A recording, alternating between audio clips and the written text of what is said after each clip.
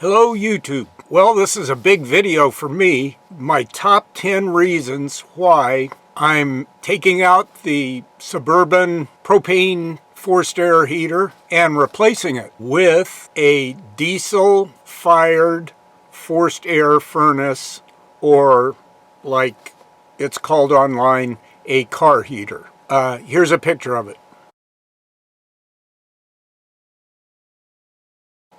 When we think of RVs and vans and that kind of thing, and we decide what kind of heating we're going to be using, most people come up with, for all intents and purposes, it's something like the Suburban heater I have in the back of the van here.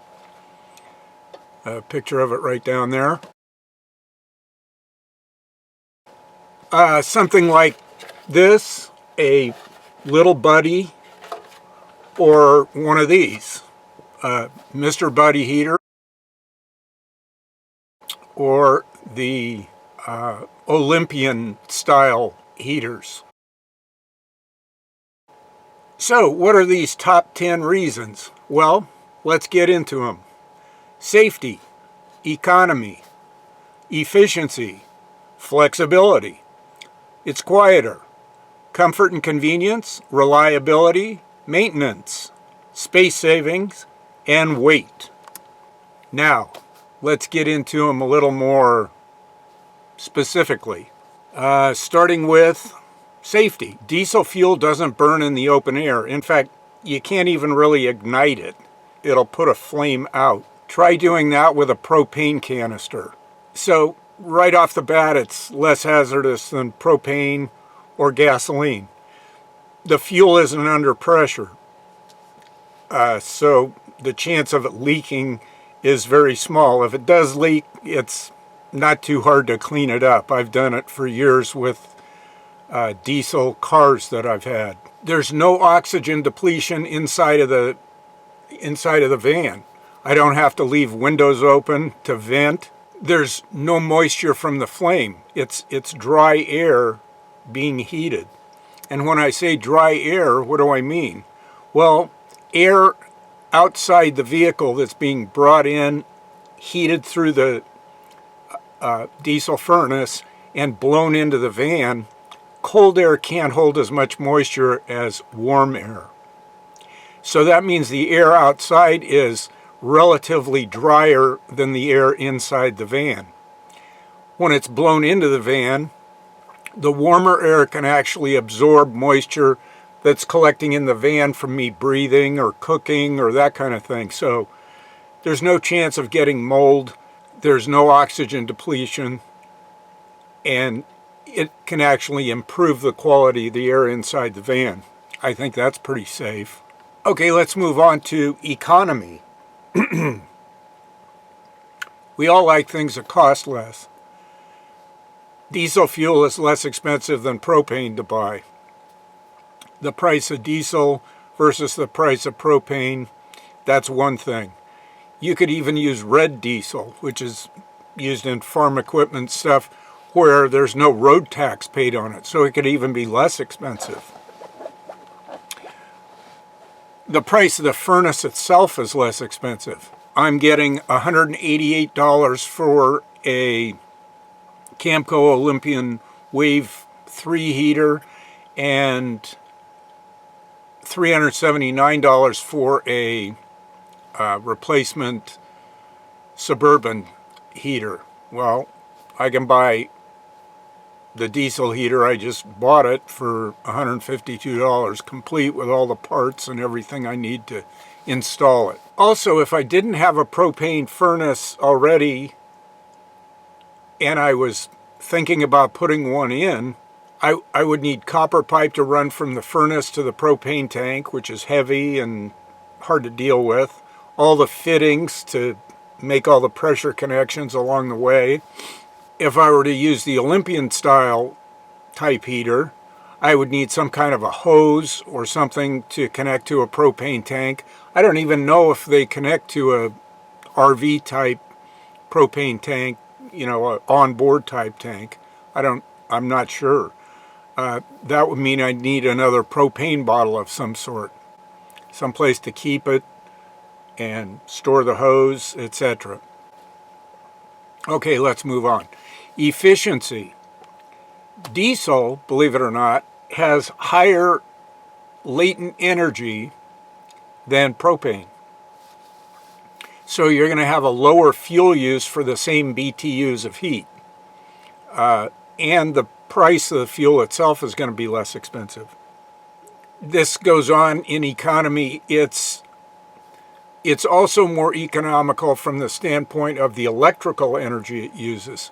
Now, the propane furnace obviously has a fan, so it's using electrical energy to run the fan and to keep track of the temperature within the thermostat.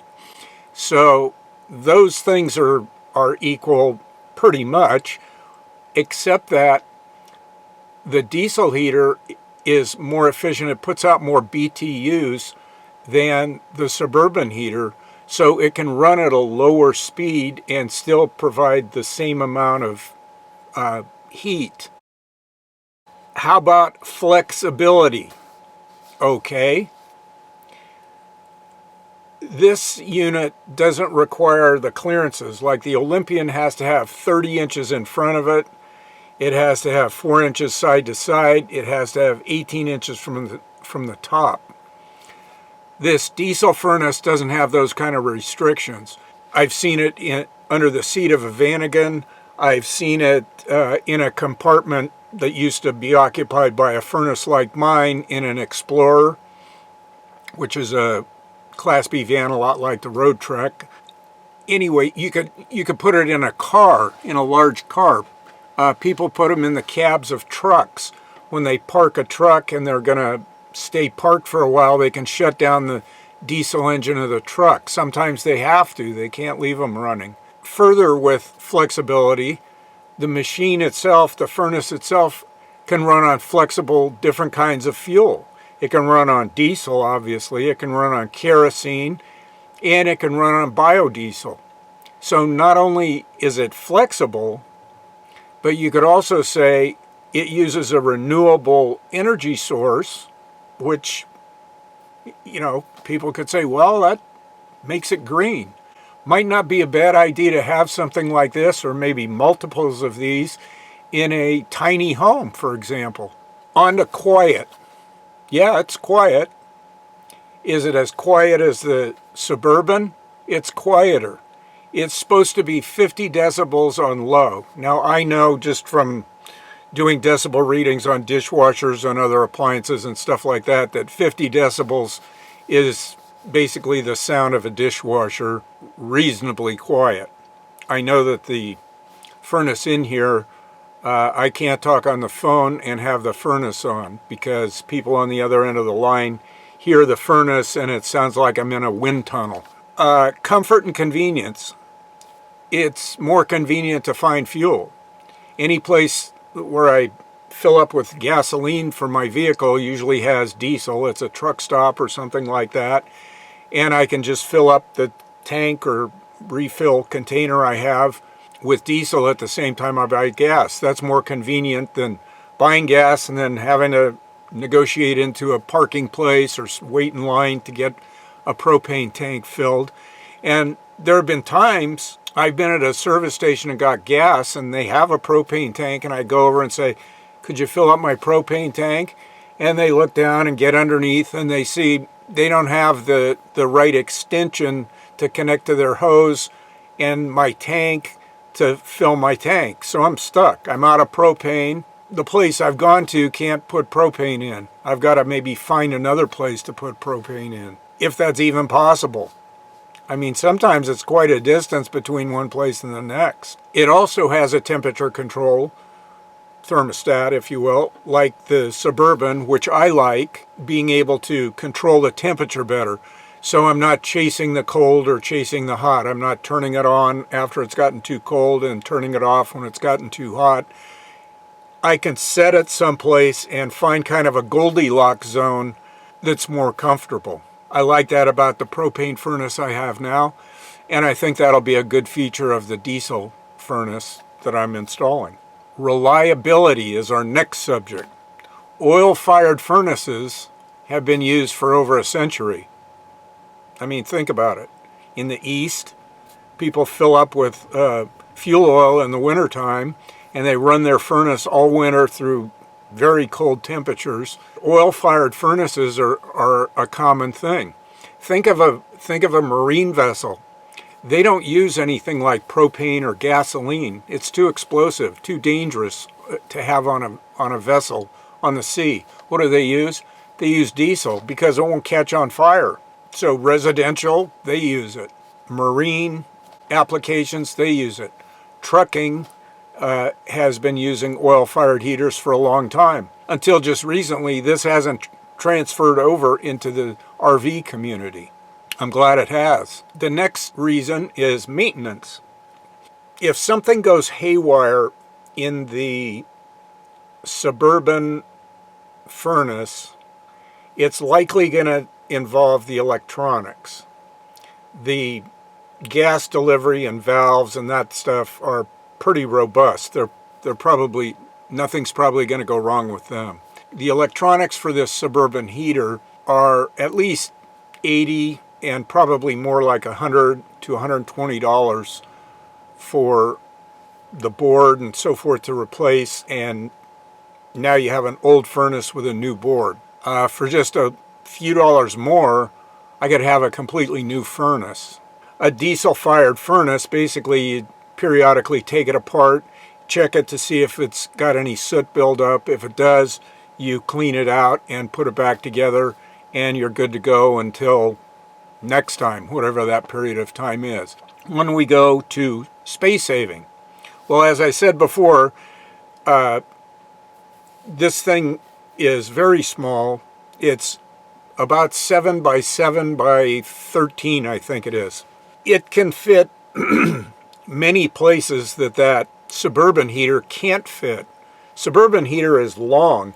For me, it's going to easily fit where the propane furnace was. For somebody doing a new build, it's not going to take up very much space, not nearly as much space as the Suburban furnace would. So I understand people using Olympians and stuff like that, where they're more compact and they use less space. That's an important thing, but I think the diesel heater does a better job of heating than those other solutions do in the same amount of space. And the last but not least consideration is weight. Obviously the little thing weighs less than the larger Suburban heater. And what does that translate to? Well, for the same weight, I can carry more fuel. And that extends the amount of time I can stay out someplace where I don't have access to getting more fuel. I don't have to come in and restock as often. So that concludes my top 10 reasons for installing a diesel heater in place of my Suburban propane heater.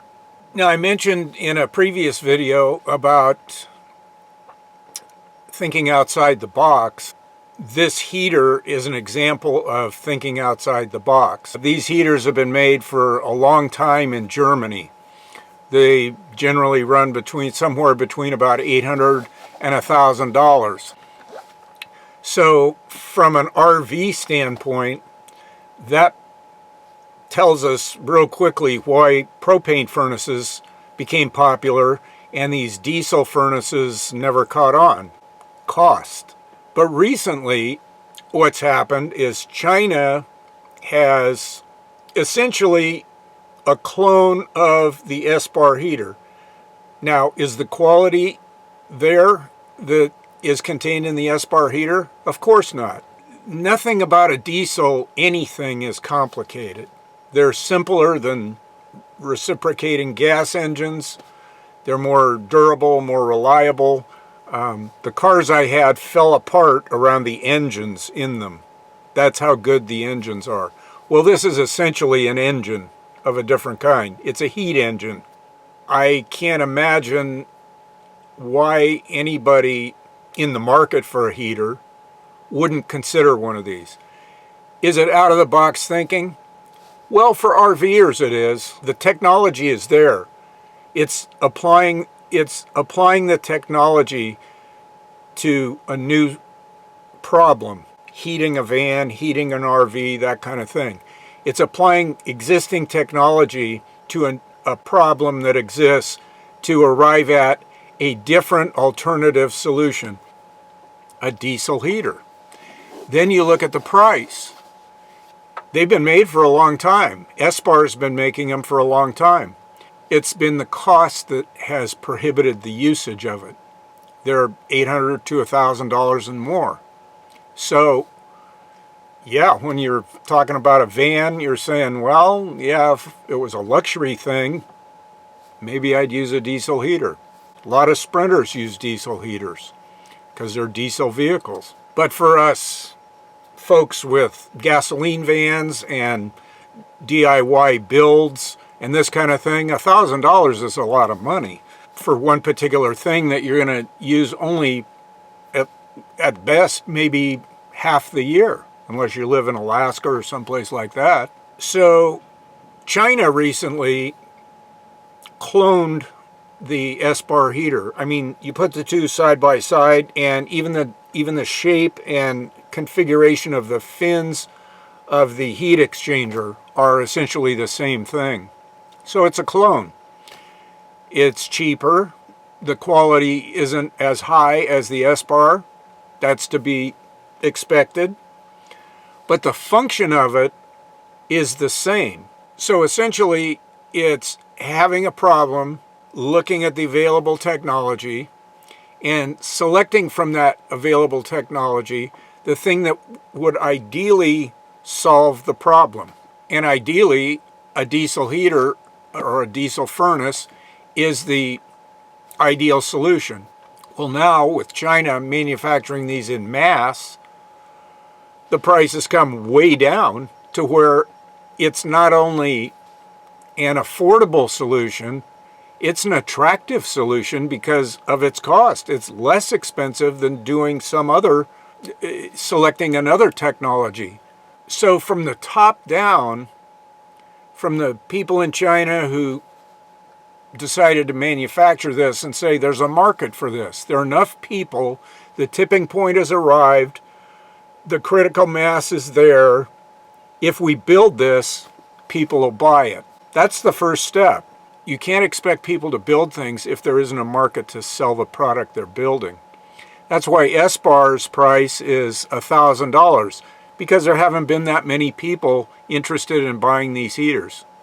That's changed. There are a lot of people interested in buying these heaters now. So those are my top 10 reasons why I'm installing a diesel furnace in place of the Suburban furnace that's been in the Roadtrek.